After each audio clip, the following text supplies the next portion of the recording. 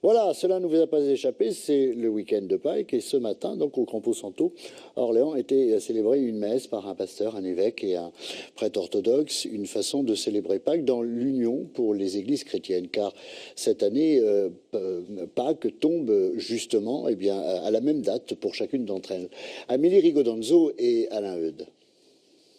La lune joue encore à cache-cache tandis que plusieurs centaines de croyants se rassemblent au pied de la cathédrale.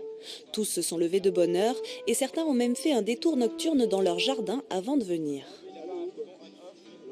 C'est l'unité d'une fleur qui est prise avec beaucoup de petites fleurs.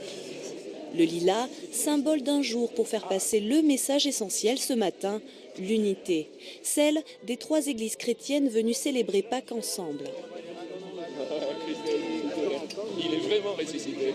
Au lever du soleil, comme les femmes se rendirent au tombeau, les fidèles se rendent devant l'autel pour célébrer la résurrection du Christ. La messe est dite à 3 voix, une première à Orléans car cette année, calendrier julien et grégorien coïncident. Pâques tombe donc le même jour pour les orthodoxes, les protestants et les catholiques.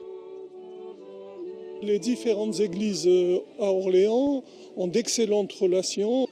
Les prêtres et pasteurs se réunissent tous les mois pour échanger, partager, envisager des actions communes.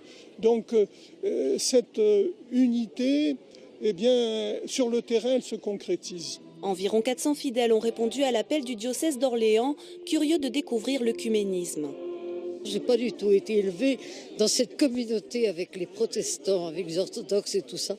Et c'est absolument merveilleux de penser que nous prions ensemble avec les mêmes mots et la même foi. C'est sympa de mettre son réveil de bonne heure. Les enfants se sont tous levés, tous les 3. Voilà, bonne journée, bonne fête de Pâques.